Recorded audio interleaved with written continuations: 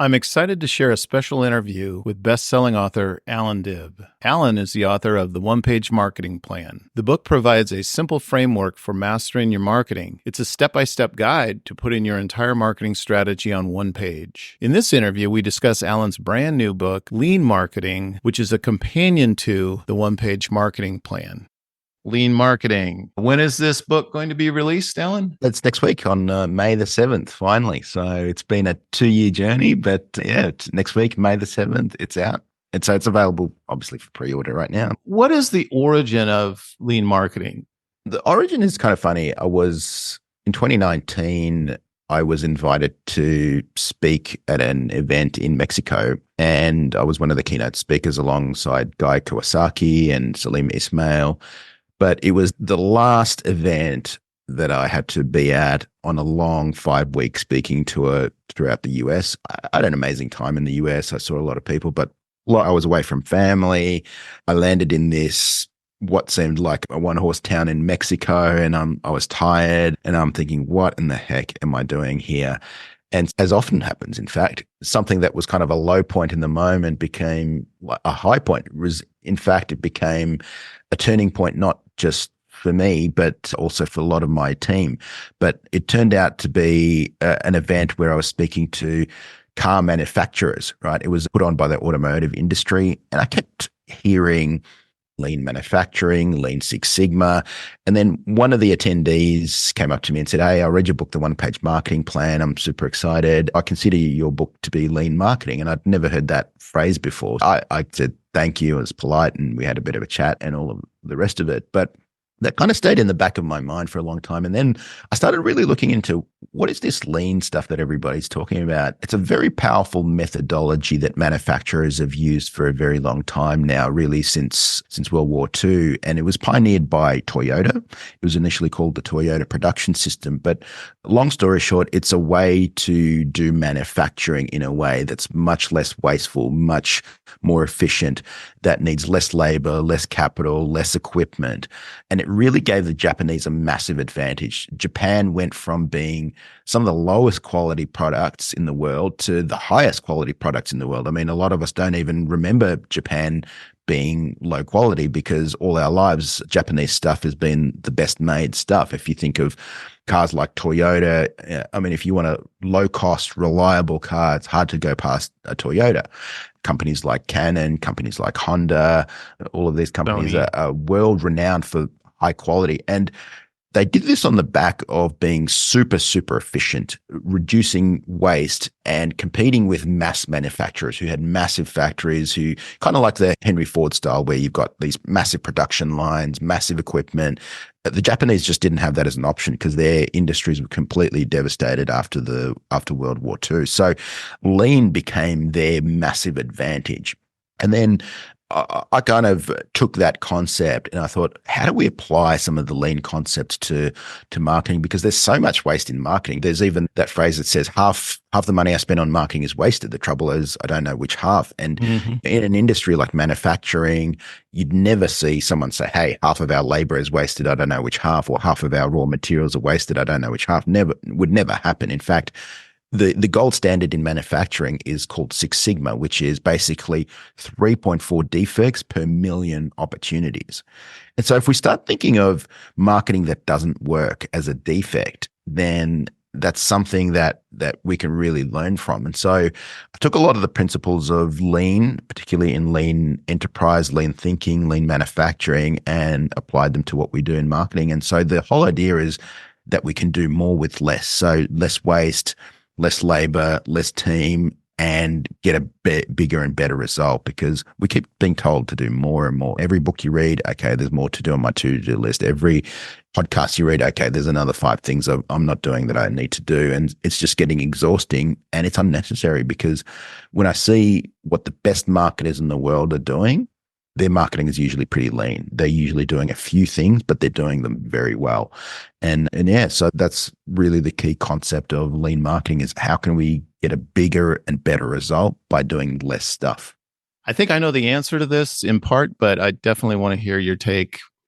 Why now? Like, why do we need it now? Yeah, look, writing a book It's something I wouldn't wish on anyone. It's like, it was 2 years of my life. But similar to, I heard Seth Godin once say, I only write a book when I've got no other choice, when I have to. And on social media, on everywhere, people saying do more, spend more, do more complex stuff. And this is really needed. I wrote the one-page marketing plan because it was the book that I needed when I was first learning marketing. And so similarly, I wrote Lean Marketing because it's the book that I feel both myself, my team, and really my clients really need at the moment, because we keep being bombarded with more, do more. I recently read a marketing book, and say the author or the name of the book, but in the first title page, it said, do more volume, more stuff, more whatever. And I think he means well, and he's a very smart marketer as well, but it's just become almost impossible for the small business owner to compete and do that and execute that effectively. So yes, of course, we want to improve our marketing infrastructure and increase it and do more as we grow and as it's working and it becomes more sophisticated. But like I said, even the most sophisticated marketers that I know of, myself included, and many of the people that I admire, they're usually not doing 1,000 things from a marketing perspective. They're usually doing a few things and they're doing it really well. So now we're just being bombarded with so many things to do and spend more, do it more complex, post more often, and all of that sort of thing. And so I think challenging that a little bit and taking a bit of a contrarian take, I think a lot of people will find that very refreshing. Yeah, for sure. So looking at the two books, I mean, I'm a huge fan of this. In fact, thank you. When we meet with a new prospective client, I give them a copy of this book. Nice. I give them a Reader's Digest version of what it's all about. And I say, if you're not in on this, we can't help you. But what I'm curious about is how you see these two books working together. I mean, clearly this has a lot of strategy to it. How do you see these two kind of? Yeah, that's a great question. So I wrote the book so that you'd get massive value from just reading one or the other. So they're not necessarily sequels, but together I feel like it's 1 + 1 = 3, right? So one-page marketing plan was very much about strategy, about your plan, about being clear about what you're going to do. We had some tactical stuff in there, but really mostly it's about getting your plan and your strategy right. Lean marketing is very much about implementation. How do I take that strategy? How do I take that plan and make it a reality and get more by doing less with leverage? In fact, even on Amazon just the other day, I managed to group them as a series, even though they're not necessarily a numbered series. You could read one first, the other second, really doesn't matter. But together, I feel like it's a street smart MBA in marketing. I think you'll get a lot out of them, and they're very complementary. The message is very complementary. There's definitely some overlap. I've covered a lot of the same concepts in both of them because there are some key concepts that if you only read that one book, you need to know them. You need to know how to select your target market. You need to know how to put together an offer, those sorts of things. But you'll get a lot out of both of them. Got it. Yeah, that's kind of the conclusion that I had come to. So, in going through the book, I saw a quote in here on page 56 that I've heard you repeat on other podcasts. So I want to explore it a little bit. The best marketer wins every time. Let's talk about that. Yeah. So one of the things that we're often told, and I think this comes particularly from the likes of Silicon Valley and things like that, where they're so focused on product, like the product is everything. And look, I 100% agree that product is incredibly important, but how many times have we seen a good product just die or not do very well in the marketplace because not enough people have bought it, not enough people know about it, not enough people are aware of it. So my view is, yes, a great product is important for customer retention. But before customer retention, we need to figure out customer acquisition. So no one's ever going to know how good your product or service is until they buy from you.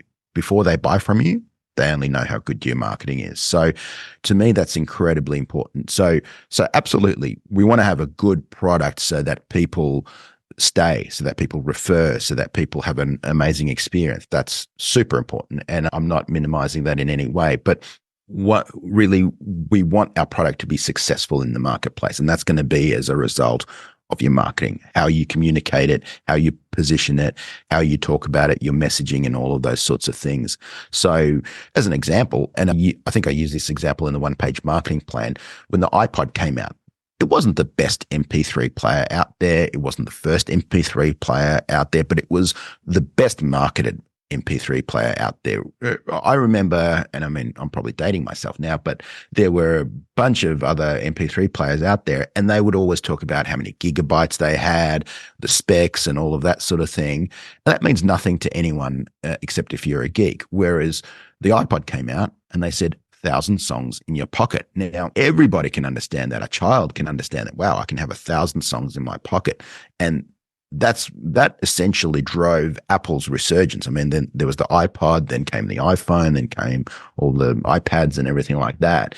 And without that, and without that focus on their message, on their market, and being so good at just marketing the product that they had, we wouldn't have the Apple that we had today. So being really intentional about your messaging, about your target market, about your marketing in general is just so important for you to be successful in the marketplace. And a lot of people kind of push back on that. They want life to be a meritocracy. And I wish life was a meritocracy. I wish nurses and firefighters were the highest paid people. I mean, they're probably the most deserving people, people who put their lives at risk for all of us. But we know that's not the case. It's not the most deserving people that get the reward. It's the people who you get what you negotiate, not what you deserve, unfortunately. If it was up to me and if I was creating the universe, I would make sure that the most deserving got what they deserved, but that's just not the case. So really, as marketers, we need to figure out, how do we get our message out there? How do we get that unfair advantage so that people select our product or our service first? That makes sense. So I'm just going to skip through a few quotes I saw in the book. Here's another one. Well, you talked about B2B and whether or not this lean marketing applies to B2B sales. I really liked what you just say about that. Yeah. So often it's funny, I get emails from readers almost every day, and sometimes even in the same day, I'll get an email, 2 different emails like this. One person will say, "Hey, I read your book, really good. I can absolutely see how this applies to B2C businesses, to consumer businesses, but I sell B2B. Does this stuff really apply to me?" And then I'll have another email in my inbox that says, "Hey, I actually sell to consumers and I read your book and I really liked it, but I can see how your stuff applies to B2B, but would it work with consumers?" And so it's really funny. So that's why I addressed that in this book, because we're not selling B2B, we're not selling B2C, we're selling H to H, which is human to human, right? And whether you're the CEO of a company or whether you're the janitor, we all respond emotionally. So we buy emotionally and we justify with logic. And a lot of people push back with that, particularly in a B2B context. They'll say something like, "You know what, my buyers are super sophisticated. They're CEOs or they're CFOs or whatever it is. They don't respond to kind of this emotional stuff." And that's absolutely not true. They're the same people who are watching Netflix evening. They're the same people who are making dumb purchasing decisions. They're the same people who have got the same fears as everybody else. And I use this in the book to demonstrate. I came from the IT industry, and a lot of times I had to work with IBM equipment. So I really know my equipment and vendors very well. IBM was never the best value. It was never the best quality. It was never the fastest or highest spec stuff, but people often bought IBM. And one of the driving forces behind it was a brilliant piece of messaging that they created, was nobody ever got fired for buying IBM. So is that an emotional message or is that a logical message? That's an emotional message, right? They're like, particularly if you're selling B2B, the top thought on someone's mind there, whether you're the CEO or anyone but in between, is it going to make me look dumb? Is this going to ruin my career? Am I going to get fired as a result of making this purchasing decision? So there's a lot of emotion associated with that, and there's a lot of risk aversion. So if you sell B2B, one of the best messages you can use is, look, this is the safe option because whatever it is, because we've been in business for a long time, or because it's whatever, you can return it, or because it does this and that. So whether you're the CEO, whether you're janitor, I say emotion does the crime and logic does the cover up. So that's something that you need to keep in mind, whether you're selling B2B, B2C, whatever it is, whatever the designation, you're selling to humans, and humans respond emotionally, and they often justify with logic after the fact. That's great.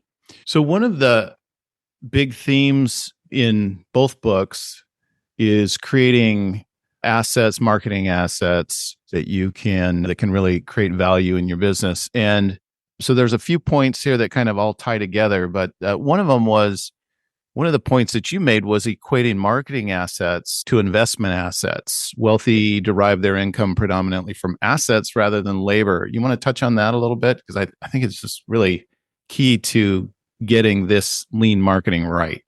Yeah, it is super key. So when you look at people who are wealthy, and I became wealthier later in life, we derive a lot of our income from our assets, so not from our labor. So meaning from investments. So if you own property, you can derive rental income. If you own stocks, you can derive dividend income.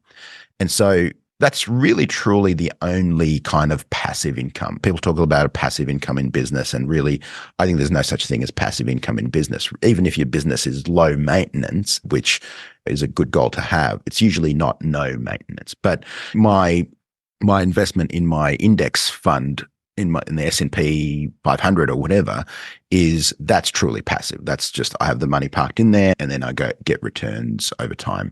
So that's really truly passive income. And that's really how the wealthy derive their income. So, and that's how people talk about the wealthy getting wealthier, right? And sometimes they're a little bit sore about that. But the fact is the reason that happens is because they have assets often go up in value over time, but they also throw off dividend income.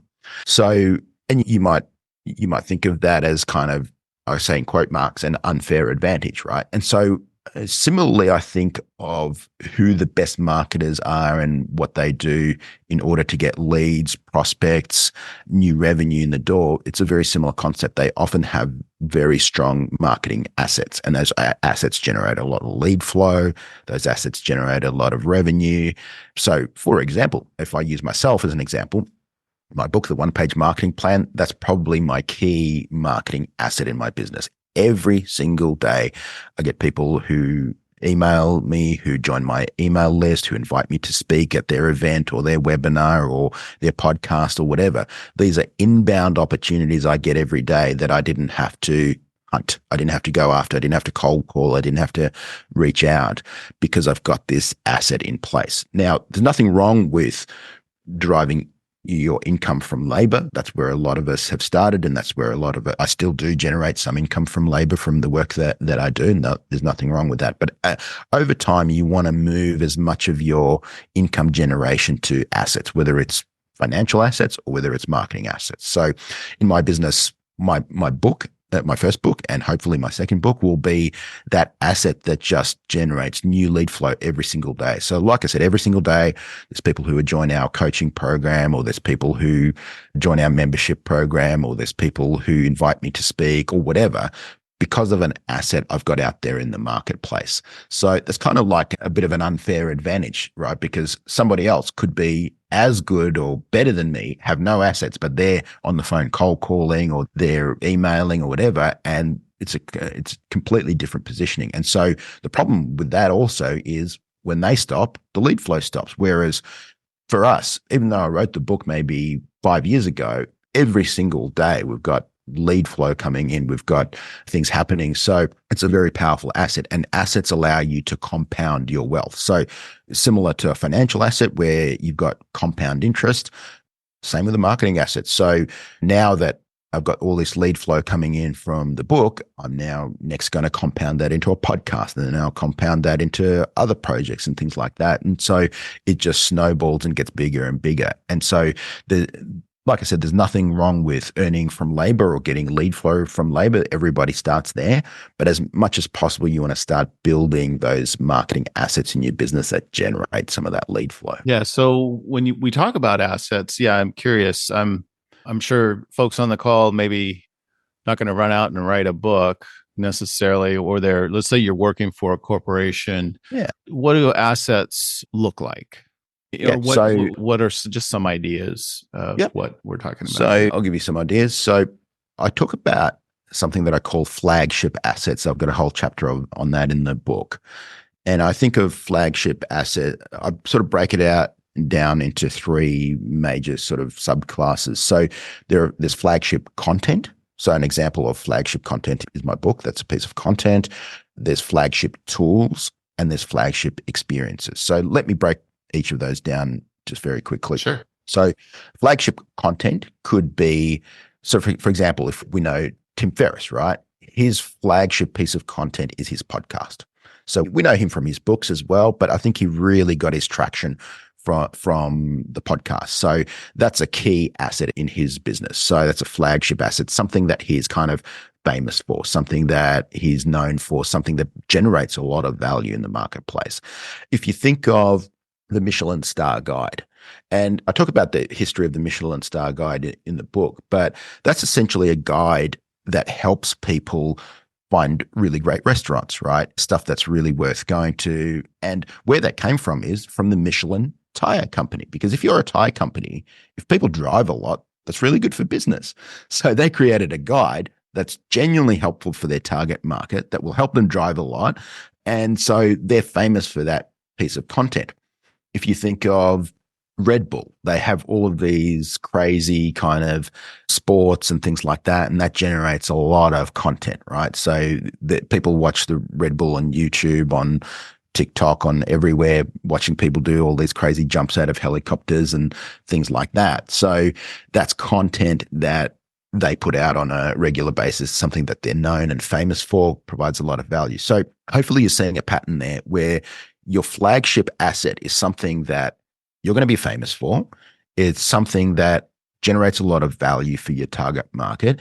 And often it's going to be something that kind of reveals invisible prospects. What I mean by invisible prospects is people who are ideal people for your target market, but that you can't necessarily get a list of. So for example, I could easily get a list of criminal lawyers in the state of Texas, right? That's a list that you could get. But I can't really get a list of people who need help with their marketing, right? That's kind of their invisible prospects. I need them to reveal themselves. So somebody reading my book and opting into my email list, now they've made themselves visible. They're like, hey, I've got your book. I read your book on your list. And so now they're visible prospects. Same, for example, if you're a chiropractor, you really don't know you can't get a list of people with back pain right now. They need to reveal themselves.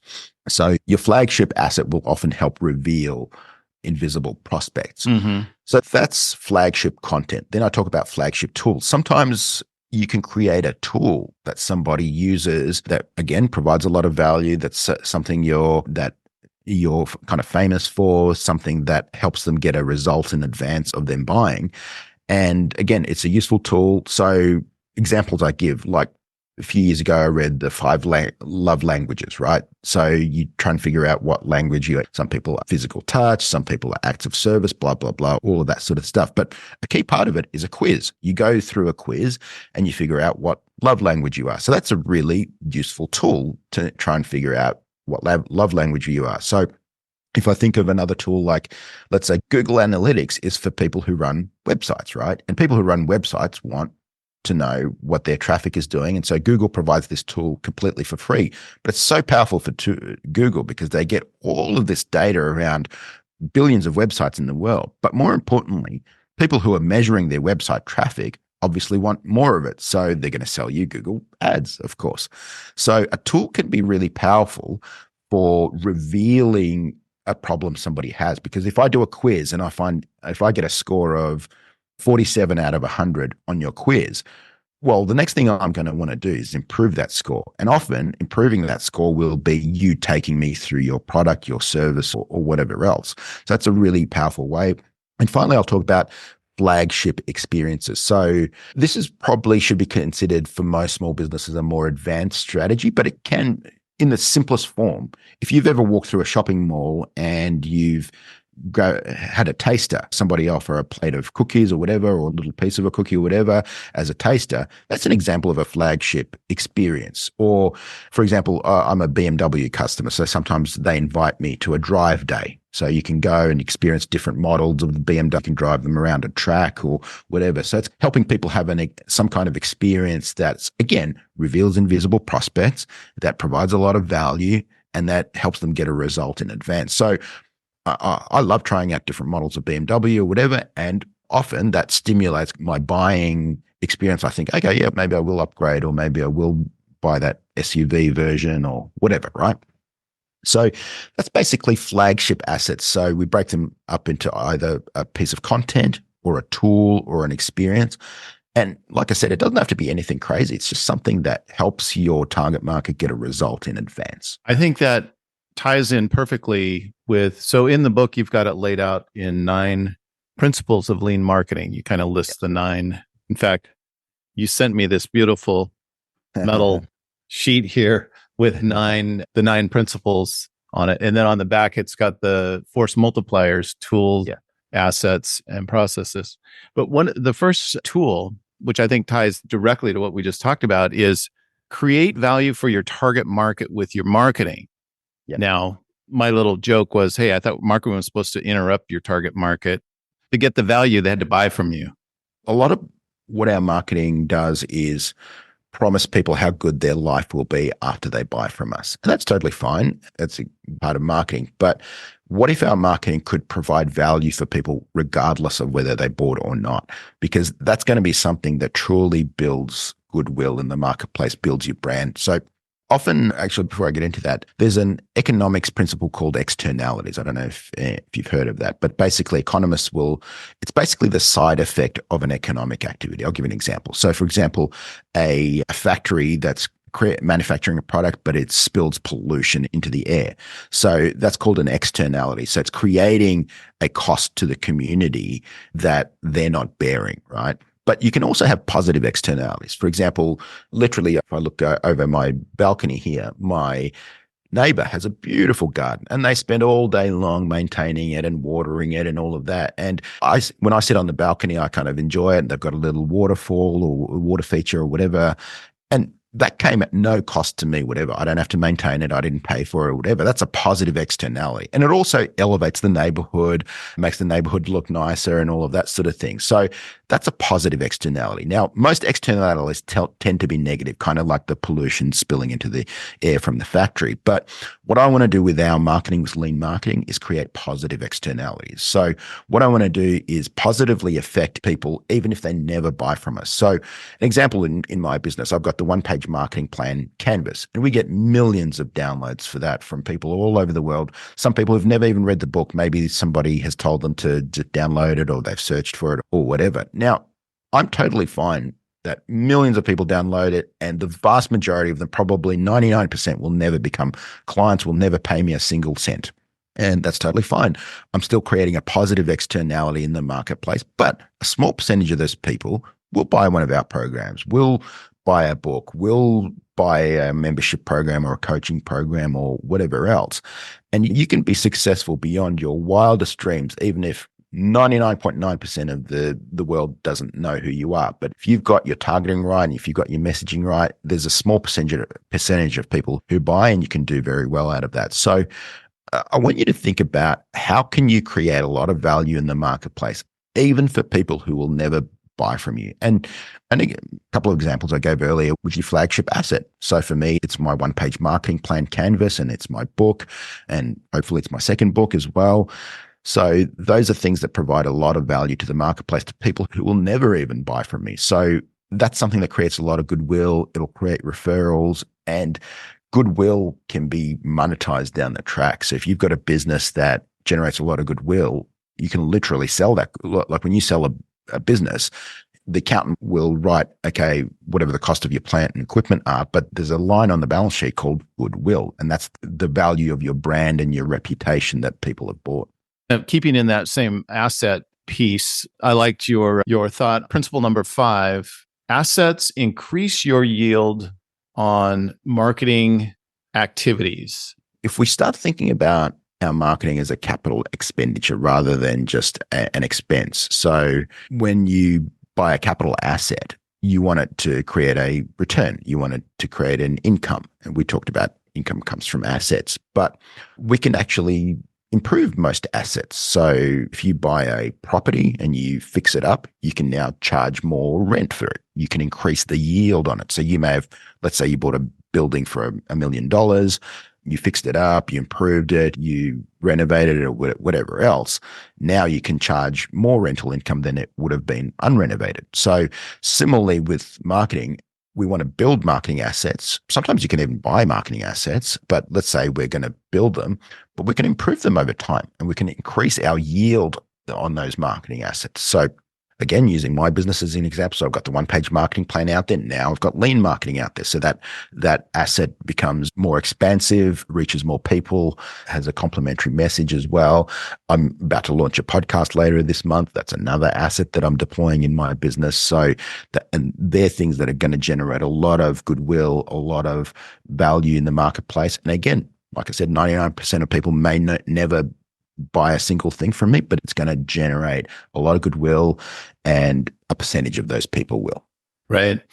One thing I think about is we've got a lot of clients that spend a lot of money on ads and they're driving traffic to their website.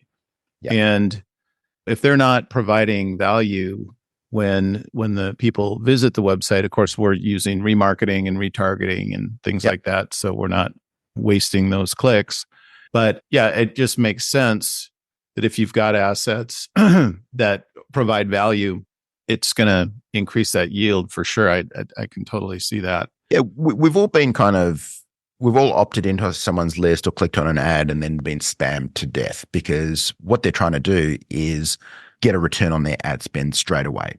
And that's okay. That has a place, but you kind of feel a little bit icky. You're like, man, this person is really doing the hard sell. And even if you want the product, you kind of put off. And I think of that as that pollution, that negative externality. So, and it's 99% of people will be put off.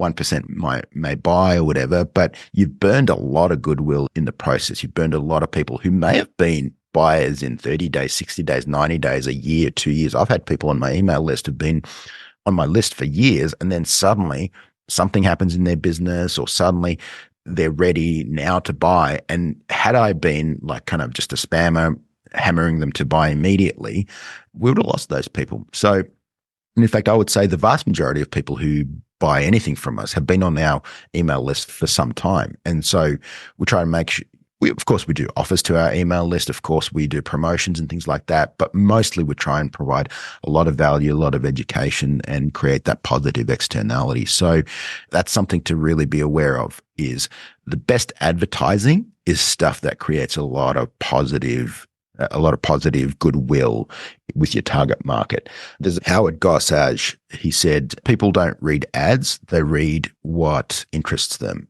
And sometimes that's an ad. Right. So if your ads are really content, and that's really the most powerful kind of advertising, is content, things that people actually want to consume, well, that's so much more powerful. When you watch a movie and see product placement, right? You see James Bond running or strangling someone, and you see the Omega watch, or you see the Aston Martin he's driving, or whatever. It's part of the entertainment. The advertising is part of the entertainment. It's not interrupting. It's not pushing you to buy now and all of that. It's just putting that in front of you, and it's entertaining you in the process. That's great. So going a little different direction here, I thought this concept made a lot of sense. And my background was sales from a marine electronics manufacturer working in Europe. I was like the regional sales manager. When you work for a small company, you're in charge of marketing as well, right? It's like they're one and the same. People don't think about it. And I thought this principle number 6 sort of captured some of the essence of that, kind of what I learned along the way. You said, selling is the best way to build your brand. Yeah. And I thought, so the one example you gave was Nike founder Phil Knight selling running shoes from the trunk of his car at track meets. And in fact, I grew up down near Oregon, and our track coach was actually a friend of Phil Knight's and had the Nikes that the kids on the track team were getting through that connection. But anyway, let's talk about that a little bit. This idea of like, hey, sell. Let's build our brand. Let's sell. A lot of times people look at what big companies are doing, like Nike, Apple, or whatever, and they see that these big advertising campaigns, these flashy billboards, these stadium sponsorships. That's how they got successful. And no, that's the result of their success. That's not what created their success. If we have a look at their origin story, exactly as you said, Phil Knight, who's the founder of Nike, he was just selling his product out of the boot of his car. He was just hustling and trying to get his product sold. And he did very well, obviously, and then it scaled and so on. The two Steves from Apple, again, they weren't creating all of these crazy ads and things like that you see now. That's a result of their success. That's a result of their sales success. It's not a precursor to it.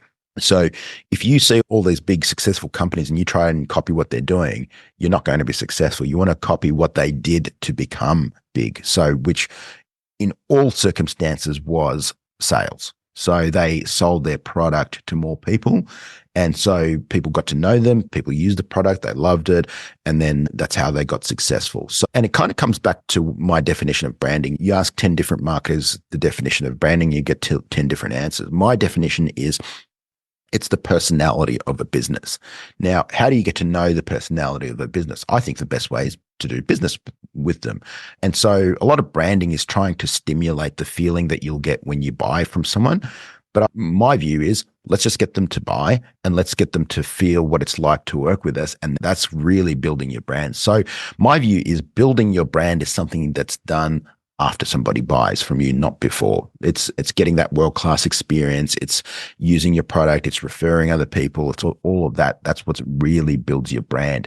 The superficial stuff that people think about when they think about branding, the colors, the fonts, the website and all that. Yeah, look, absolutely. You want to make sure your website is attractive, it's clean, it's easy to understand, all of those things. But none of those things are things that I think of as true branding. That's part of it. So if you think of someone's personality, yes, the way they dress and present themselves, it's important and that's part of their personality for sure. But that's pretty superficial. That's kind of just a small part of it. Really, once you get to know them, the way they speak, who they hang out with, who they are, that's really their true core personality. And similarly with your business, the personality of your business is how you do customer service, how you do delivery, how you interact with clients, how you do post-sale service, all of that sort of stuff. So that's really where you get a chance to build your brand. So yes, the superficial stuff, of course, let's pay attention to that. Let's make sure your website's clean, that you've got fonts that are usable, all of that sort of thing. But that's not what branding is. That's a very small part of it. It looks like we may have a question in the chat. Okay, so it's a question from Chris Goldman. Go ahead and ask it. When you talk about lean marketing, I start thinking of lean messaging.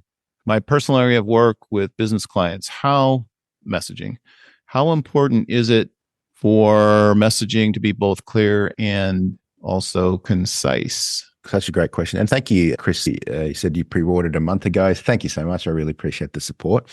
So, Chris, great question. Really good. Messaging, and in fact, I kind of step it back. I talk about copywriting, but copywriting is so much more than just words on a page. And in fact, I've got a chapter in the book. My biggest chapter in the book is about copywriting. I talk about the 10 copywriting commandments, and one of them is about being clear, not clever, right? A lot of times marketers try to be clever. They use some weird pun on words or whatever, and they lose clarity. One of the key principles is we want to be clear, not clever. So we want to make sure that our message could be understood by even a 12-year-old. So if someone can't explain it easily in a single sentence, that's an opportunity to revise that message and make it clearer. In the book, so in that copywriting chapter of the book, I've got 10 copywriting commandments that I talk about on how to create a message that really cuts through. And then I've got what I call the magnetic messaging framework. So it's 7 steps to really create a very short, concise message. So places that you want to use a short, concise message would be above the fold on your website, or in your social media bio, or places where you've got only maybe a sentence or 2 max to really get your message across. And there's 7 things that I talk about that make a magnetic message. And I'll kind of run through them just very quickly now. Number 1, is it about them or is it about you? So a lot of messages are self-focused, like we've been in business since 1984. We're so good. We do this, that, and the other. What you want to talk about is you want to flip it. You want to talk about their problem and what they're thinking about. So you want to talk about your prospect. Number two, is it easy to understand? Like I said, clarity trumps cleverness always. So if you explain that in a sentence to your 12-year-old, would they understand what you're talking about? Number three, is it believable? So a lot of times we can make a claim and the claim can be 100% true, but there's still a believability gap. So someone's like, yeah, look, so what we're going to use is proof. So can you have a proof element in there? Number four, is it interesting or unique? Can you create a little bit of an interesting spin on what you do or present it in a slightly unique way? Number five, is it the good thing without the bad thing? So a lot of times with whatever we sell, we're selling the good thing, but in the back of the prospect's mind, there's like, but this bad thing. So for example, you do help people with weight loss, something in the back of people's mind will be, well, but do I have to spend hours and hours on a treadmill, or do I have to give up all my favorite foods? So in your message, you might say something like lose 10 pounds without giving up your favorite foods, or something like that, assuming that's true. And of course, we want to make sure your message is true. At number six, is it very clear who it's for? Is it very clear who your message is for? So will someone read your message and say, that's for me? So that's something that you really want to make sure of. And finally, very important, is the next action clear? So is the next physical, visible action that you want the prospect to take, is that clear? So click here, buy now, download here, enter your email address, whatever you want them to do, tell them exactly what you want them to do. So they're kind of 7 steps of the magnetic messaging framework. And I covered that in a lot more detail in the book, but you won't necessarily be able to hit all 7. But that's something that I use as a bit of a filter to see, is my message magnetic? Could I make sure it's about them? Is it easy to understand? Is it believable? Is the next action clear? Is it clear who it's for? All of those sorts of things. So I hope that helps and that covers some of your question there, Chris. Yeah, that's great. Thank you, Allan. We got another question here from Charlie. He says, you mentioned marketing depends on how you leverage your assets. I get assets, but can you explain the act of leveraging with an example? Yeah.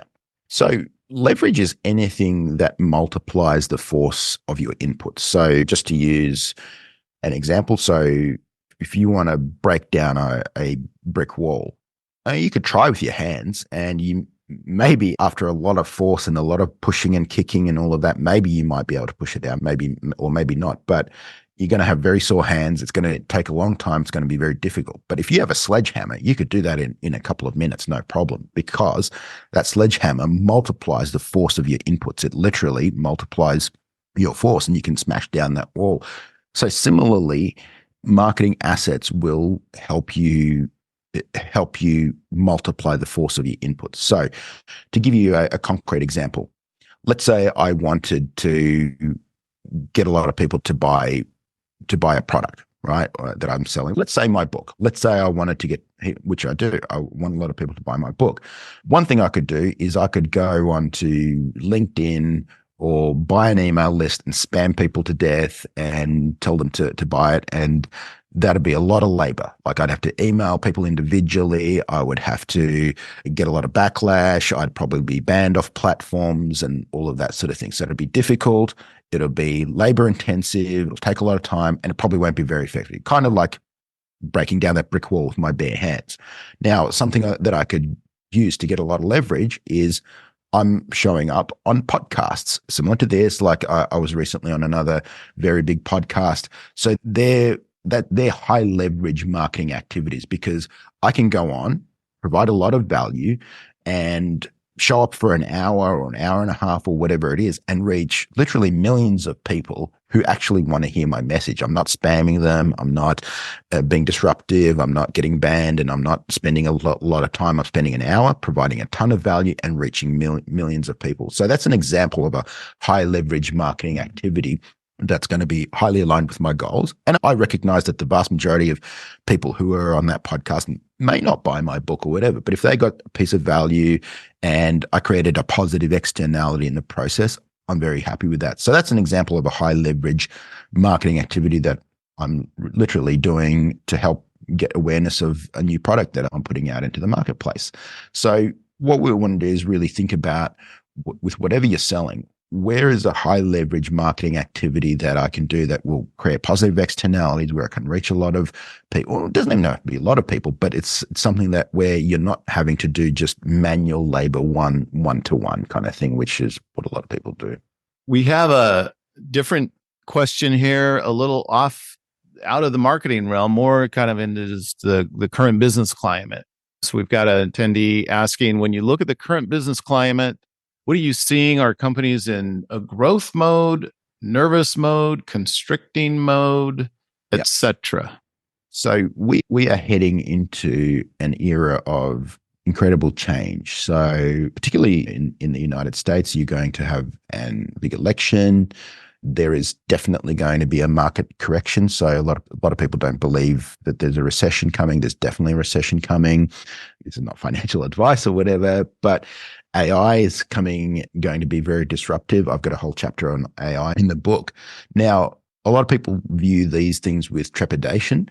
These are the opportunity. These are when fortunes are made. When you look at some of the biggest businesses, they were almost always founded in a recession or in a downturn of some sort or whatever.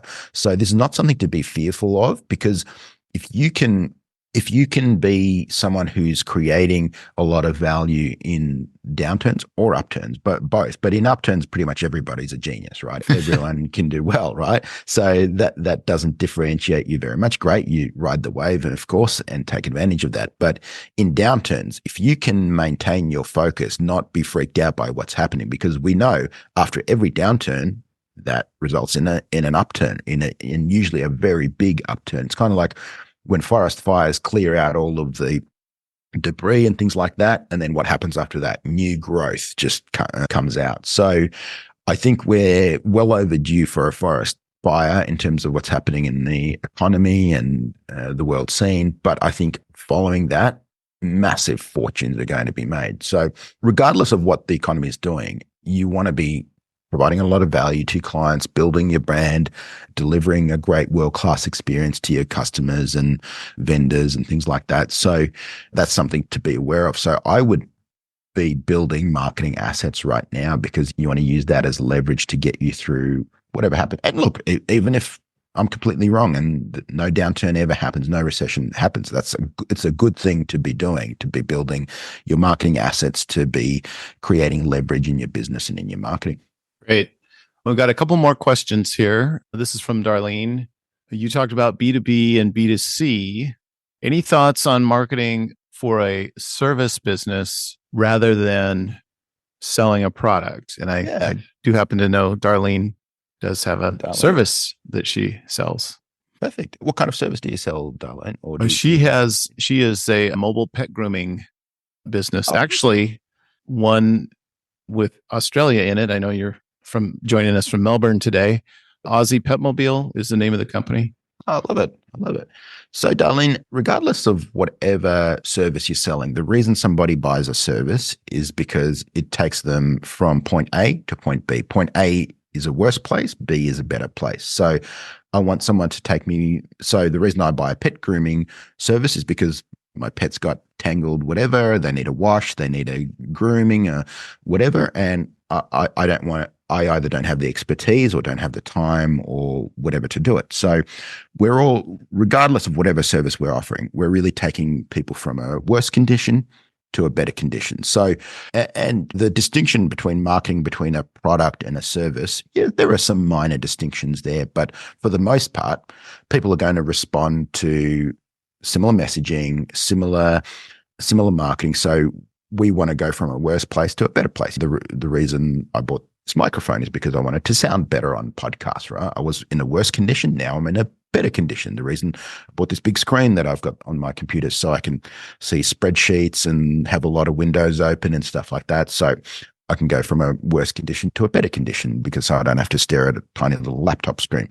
So with that in mind, we want to make sure our messaging is super clear around that. So we want to talk to the problem that the person has and take them from where they are to a better place. So in terms of what you do, you would be talking about the impact it has on the pet, in terms of how you're able to take care of your pet is more comfortable, you clean or whatever. I would even see about, and you may be doing this already, but look at a subscription service so that you don't have to organize it every time. I remember my doggy died a couple of years ago. We haven't got a new dog, but the amount of money we spent on that dog, like that was a lot, right? She had literally 5 beds around the house, one inside, one outside, one upstairs, one downstairs, everywhere. So pet owners love to spend a lot of money on their pet. And we absolutely used mobile dog grooming because we didn't have time and we didn't have expertise. So someone coming in, taking care of it, blow drying, all of that sort of stuff. Great. Love it. So one of the pain points was trying to organize it. So every month my wife would text the person, trying to arrange a time. That time doesn't work. Now, can you come at this time? Whatever. But if you can organize a subscription where someone just shows up at the same time every month or whatever, it could be on the first of every month or whatever it is, whatever you mutually agree. And I think that'd be a great way to do it. I think if I could add, I was just looking at the book. You've got this whole chapter 3 on what are you really selling, right? Yeah. And you talk about vitamins and painkillers. Are you selling freedom? Are you selling safety, basic needs, time, convenience? There's a whole host of things. And in terms of emotional selling, I mean, almost nothing trumps a pet, maybe someone's kid, but that's about it. Like after someone's children, their pets, I mean, that is an emotional buying trigger. Like you see the dog food or whatever, and then they say it's gourmet and this and all of that sort of stuff. Really, a dog doesn't care about that. That's selling to the human, right? The dog just will inhale it. So the dog doesn't really care if it's gourmet or got gravy or whatever. That's really emotional selling to the pet owner. So, and more people are spending more on their pets, often more on their pets than on their kids. True. We've got one more question from Emily. You mentioned world-class experience, which I know comes from One Page Marketing Plan. What are some examples of world-class experience for service area businesses, and specifically thinking about roofers or home service contractors that they could employ right now?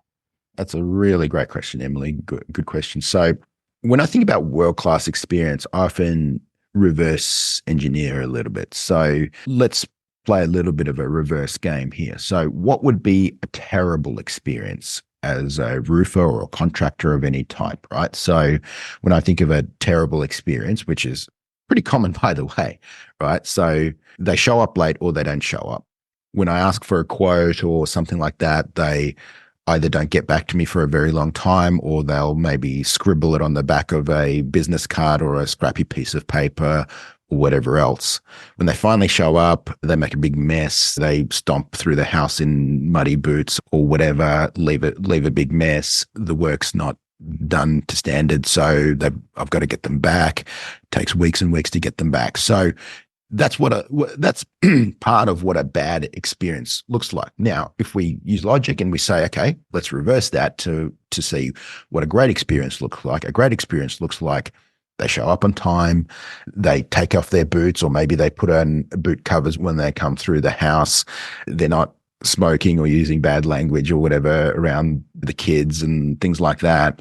They explain everything that they're going to do, why they're doing it, why this is important, and all of this sort of stuff. They get it done really quickly and they're back out. So for a lot of businesses, and I talk about this in the book, just doing the common stuff uncommonly well. Like you don't have to stand on your head and do anything magical or crazy. Often it's just doing the common stuff uncommonly well.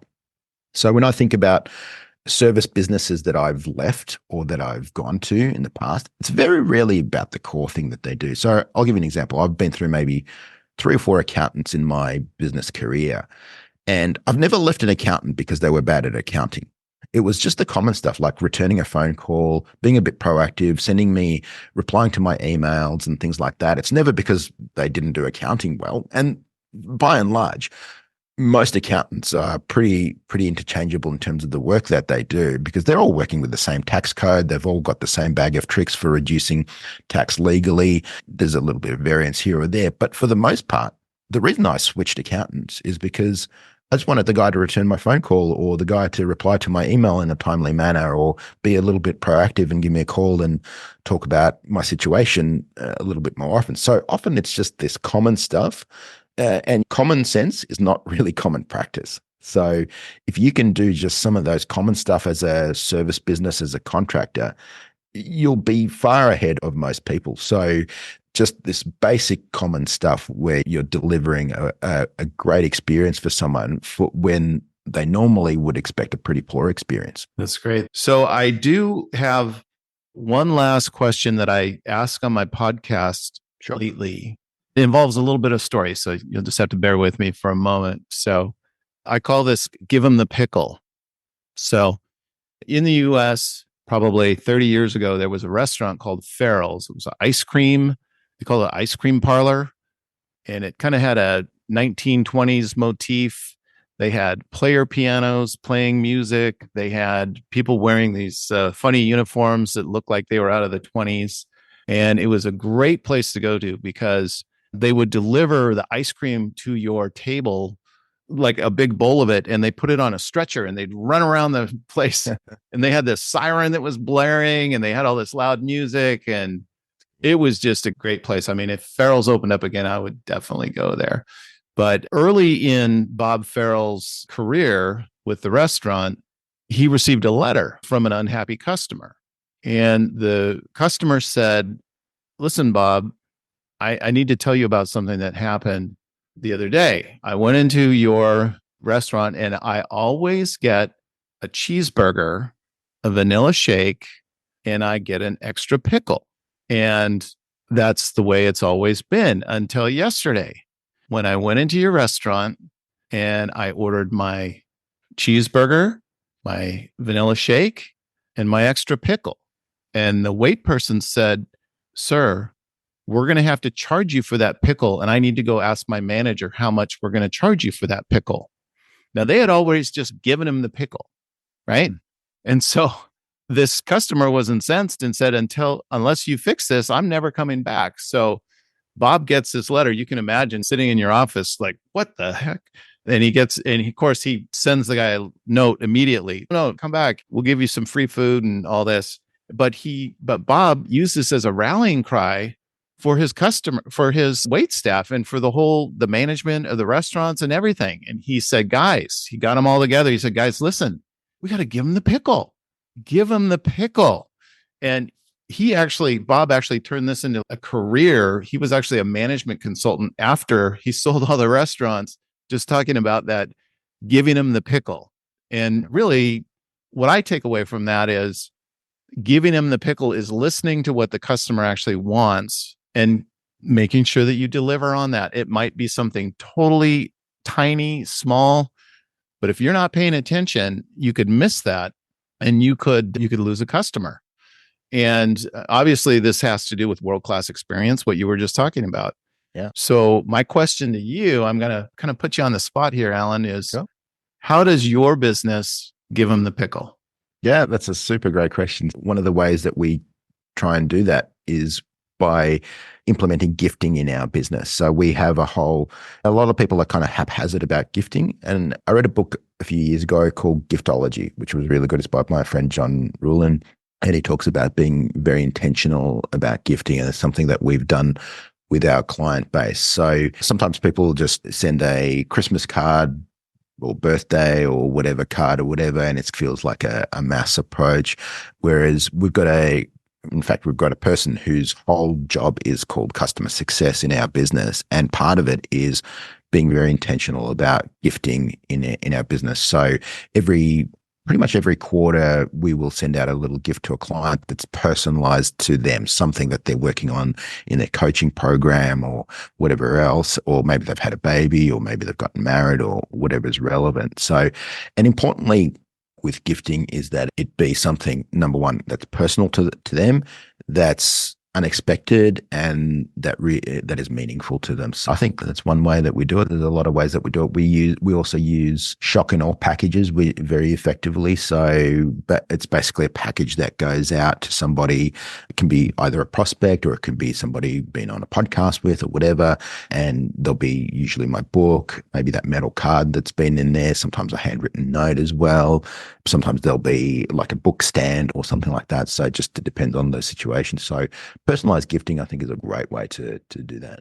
Bravo. Yeah, I was really impressed by this. And this is not going to leave my desk. I'm not sure where I'm going to put it, but it's going to be somewhere on my desk. Well, you can use it as a bookmark. There we go. There we go. So I do have one last slide I want to share with everybody, and then I think we'll wrap up here. So if you would like to learn more about lean marketing and Allan's company and how they can help your business, certainly I encourage you to read Lean Marketing, One Page Marketing Plan. Also, Allan has a lot of resources at leanmarketing.com, including that One Page Marketing Plan canvas as well. So highly encourage you to visit leanmarketing.com and sign up for their emails. They really are great emails. And then if you'd like to learn more about or you'd like to have some help with your marketing, we're available, bizmarketing.com. We offer a free no obligation marketing consult. And when I say no obligation, I mean really no obligation. And we are not trying to sell you anything. We really want to learn about your business and your needs and how some of these principles may be able to help you. So if you're interested in that, just go to bizmarketing.com. In conclusion, Allan, is there anything you'd like to just kind of share as we wrap up here? Look, first of all, I want to really thank you, Peter, for your support and for what you've done. Peter is a certified one-page marketing plan marketer and consultant. He's one of our most successful graduates. So I do encourage you to take up Peter on his consultation. He's an excellent coach. So highly encourage that. And thank you, Peter, for all your support. Guys, thank you for coming along. If I can ever be of service, please feel free to reach out to myself or Peter. If you decide to get the book, thank you in advance. And if I can do one more little selfish ask, if you do get the book and when the book comes out on Tuesday, if you'd leave me a review on Amazon, I'd be really grateful. Reviews help other people discover the book as well. So with that, if I can ever be of service to you, feel free to reach out to myself or Peter, and I'd be more than happy to help. Thank you so much, everyone, for having me on. Allan, thank you for joining us from all the way from Melbourne today. We do have some thank yous in the chat as well. Anne says thank you. Emily says thank you. Chris says great conversation. Again, thank you so much for being with us today. Bye for now. Thanks for listening to this episode of Biz and Life Done Well with Peter Wilson. You can subscribe to us on iTunes, Google Podcasts, Spotify, and most of the other popular podcast platforms. Please tell your friends about us and leave us a review so even more people will find out about us. Thanks again. We'll see you soon.